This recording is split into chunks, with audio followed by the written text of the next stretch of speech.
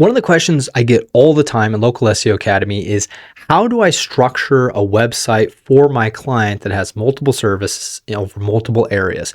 That's exactly what we're going to talk about in this video. In particular, we're going to be looking at a $37 million business, which is budget blinds. And so if you're in the window treatment space, you have clients in this space, this could be a good one. But even if you work with other local service providers, this is a perfect video to watch. You're going to see how to use service and locations properly, especially when you're trying to target a lot of locations. Now, I do want to get one technical definition out of the way. Usually when you think of multi-location SEO, that's typically multiple Google business profiles in different spots. Now, a lot of local service providers you're going to work with as a web designer that's starting to add local SEO to your business, they're not going to have multiple locations. They're just going to have one hub, but they're going to have their service area and they're going to have other cities that they can target. So that's a really important distinction to make. However, as you grow, you're going to start attracting bigger clients and they might have multiple GBPs. So that's a bit of an exception.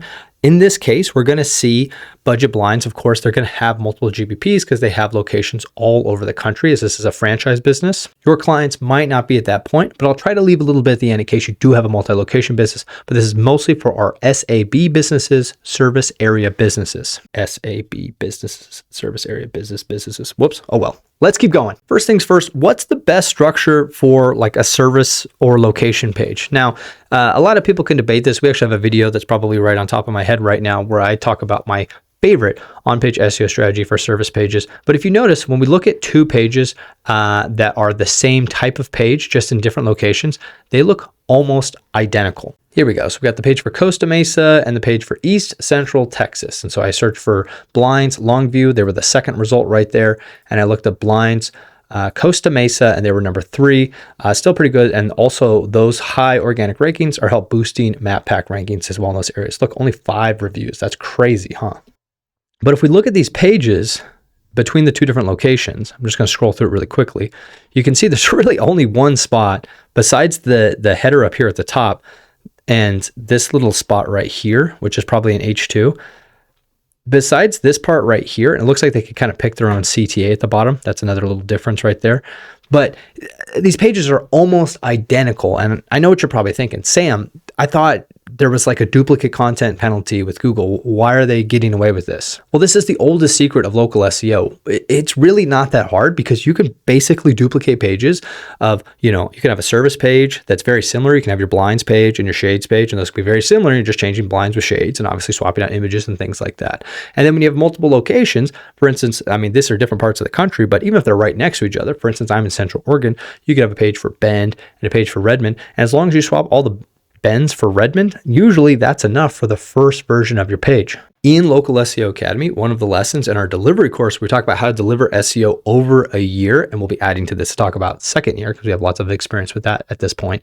But in this lesson, I start to talk about different versions of pages. And what I mean by that is you can start with a V1 version of your page that's a little thin, almost a duplicate of the original page. Then over time, you can add more content to it. And I've talked about that in other videos. So be sure to subscribe to the channel because we have lots of information to help you out so you can serve your clients better. Now, one thing I really wanted to share is sometimes there's a huge debate about like, how do I structure all this? Should I have a bunch of pages underneath this? How does it work? It was actually funny because their sitemap is ridiculous. Let's see if I can even get it to pull up here. They have over 24,000 index pages at budget blinds. Isn't that insane?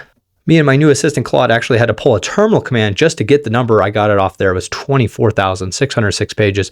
But if you look at a specific location like Costa Mesa, they actually have subpages. So they do have a specific page for blinds in Costa Mesa. So you can see they have this, like they're building this entity in Costa Mesa. They say we do all these things. However, if you search for something like Costa Mesa shutters, which I believe is what I searched here. Let me find that for us here.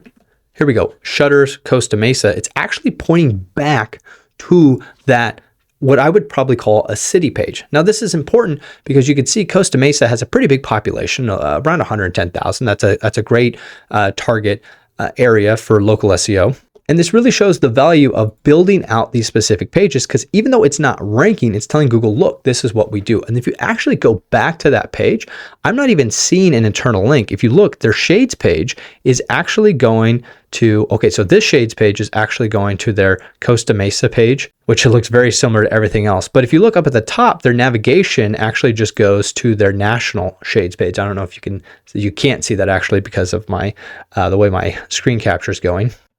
Yeah, so this is their national shades page is what they're linking to from their top navigation menu. So they're not even worrying about internally linking. They are internally linking that section we saw below, but they're not worried about getting the navigation right and all that stuff. So what's the point? The point is, you're probably going to find yourself working with a local service provider. It could be a roofer, it can be a window treatment company, similar to like Budget Blinds is like, it could be an electrician, a plumber, a general contractor. We love working with these types of clients. They're actually great fits for local SEO because they can afford your services, and it really doesn't take that many jobs for them to get a return on investment. The things about these businesses is they have multiple services that they offer, and they usually offer it in multiple cities in their area, even if they're a single location business. If you're truly going to do good local SEO, rebuild out all of these service and location pages, follow the search volume. By the way, we have other videos on keyword research so you can actually follow the data and not just do guess SEO.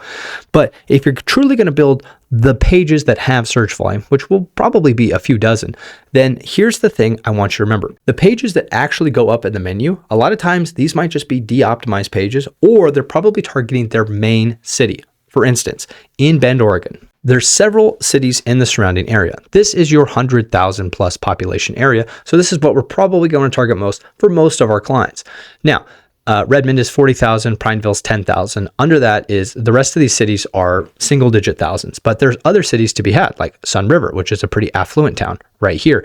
Very easy for people to come up to Bend or for service providers to come down here to offer services. Sisters, again, another affluent community.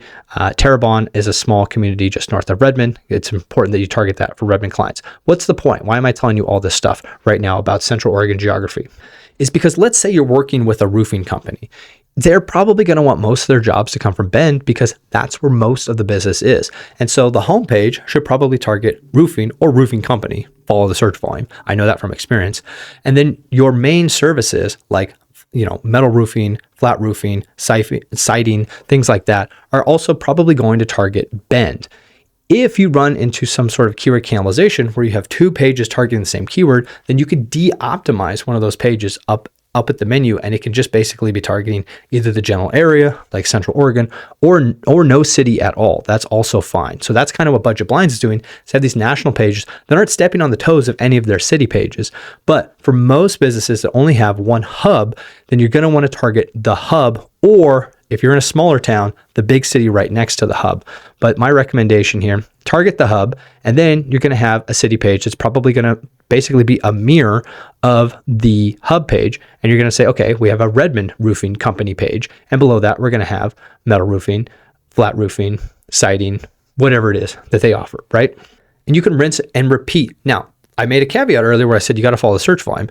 Now, maybe you notice that there is a little bit of search volume for Lapine roofing, but there isn't so much for the sub-services. So sometimes you can target this page, and just like Budget Blinds was able to rank for Shutter's Costa Mesa with their main city page, you might be able to do that for something like a roofing Lapine page. You might be able to target all the sub-services just because you do such a good job with on-page SEO.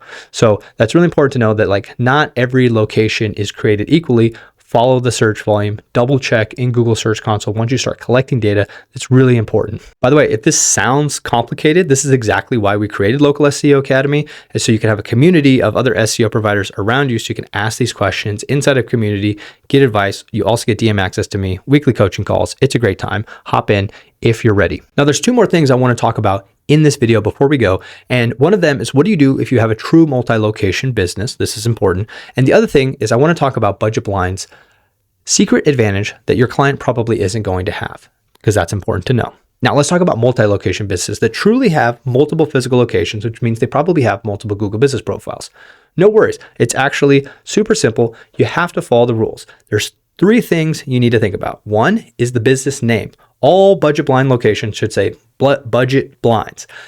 They should all have the same primary category And then this one is kind of a twofer, is they need to have a different website, like a landing page needs to be different, and the phone number needs to be different. And so if we look at, let's see, we're going to go back to our blinds, long view. So here they are right there. Now you might notice that they're actually breaking the rules here by stuffing keywords in there, but they've probably filed a DBA to get around that. If you check out my video up here, I talk about how to get a DBA for SEO. It usually only costs about $50 in most states. Sometimes it's cheaper than that. Sometimes it's $100, but it's really not much more than that. And you can see they're a window treatment store, and then they have their Texas address and they have their Texas phone number. If we go back to Costa Mesa, again, budget blinds at Costa Mesa. Sam, are they violating the rules? I don't know. We'd have to check the state registry in California and see if they have a DBA for that. But I'm going to take a wild guess and say that they do, because this is such a big company. I'm sure they know what they're doing. Again, the address is different. The phone number is different. And so they have followed all the rules here. Again, it's also a window treatment store. So they're doing everything right for multi-location SEO. Now, again, remember the landing page needs to be different, and you can't see this, but it is landing on the Costa Mesa page. And if I go back over here, it is landing on the Longview, Texas page. So yes, they've followed all the rules. So if you have a client that's maybe opening their second location, again, make sure that if you really want to follow the rules, have the exact same GBP name as the first location in the second location, unless they file a DBA, which can be really helpful because stuffing keywords into the Google Business Profile name can be so helpful for ranking higher. However, only if you have a DBA. Otherwise, it's against the rules. You can get suspended for that. Doesn't always happen, but you can be. So just want to point that out. Again, the primary categories need to be the same. The landing pages need to be different. The phone number needs to be different. And of course, the address would need to be different, even if they're both service area businesses, okay? And then you will probably need some business documentation to help with verification. Of course, our classic verification video is right here, so check that out if you need to help any of your clients through the Google Business Profile verification process. I know that can be a real sticking point. We've sent that video to dozens, if not hundreds of people at this point, and a lot of people have gotten over the verification process because of that video verification. The last thing I want to talk about is budget blinds unfair advantage. Because they're a franchise business, they have something that your client probably does not have, which is authority. You can see right here, their authority score is a 49. Now, this is just SEMrush. It's one of the SEO tools out there. Everybody's just trying to guess what Google's PageRank is behind the scenes. Nobody's going to have a perfect score, but I like to check here and see what they have. And the nice thing about SEMrush is that they have a free trial. They also have a free version that you can use. We'll leave a link below if you want to try that out. We have a free 7-day trial. Thanks to SEMrush, you can check it out. So the thing about the authority score is it's kind of like a guess of Google's trust of this business. The more trust Google has, the more likely it is to show you higher. If you actually look in SEMrush over and over and over again, like I have, and you look at the SERPs, the search engine result pages, the pages that are ranking the highest typically have the most authority. However, Google has like what I like to call placeholders in the SERPs. And so, search anything. Let's do it really quick. Okay, I searched Costa Mesa roofers. All right. So first things first, we got the GBP, and then we get to the actual organic search results, right? Notice we have a local business, then we have Yelp, local business, Facebook profile, local business, and that's it for the first page. Let's check out the second page as well. I just want to show you. So again, a lot of local businesses. Then we have a listicle, some more local businesses, and some of these might actually be like bigger locations for franchise brands, maybe not franchise brands, but like multi-location businesses. I'm just not as familiar with some of these brands before, but these could be, big California brands that I just haven't seen before. And then we also have Nextdoor showing up as well, just in our first 18 results on the first 2 pages. So the point of that experiment was to show you that Google has placeholders for local businesses. It also usually has placeholders for franchise businesses like budget blinds. And so if you search for blinds blank, they tend to show up wherever they're at because they take the top spot for the franchise. However, if you're working with a small business, you know that it's not all the spots are created equally. They don't want to show up in the franchise spot. Your client wants to show up in the small business slot. And so there might only be a couple competitors ahead of them. And that kind of makes it a little bit easier for you. But if you want them to rank higher, they're going to have to build authority. They'll probably never get to that 49 score that Budget Blinds has, but it's a totally different ballgame. Your competitors probably have authority scores in the 10, 12, 16 range, and that's totally attainable, especially if you follow the advice in this video, which is the next one I want you to watch after this. Keep digging deeper, keep helping your clients, and start building that MRR, monthly recurring revenue, that's going to build that stable income and help you grow your business this year. Looking forward to helping you with more. Be sure you subscribe to the channel, and I'll catch you in that one.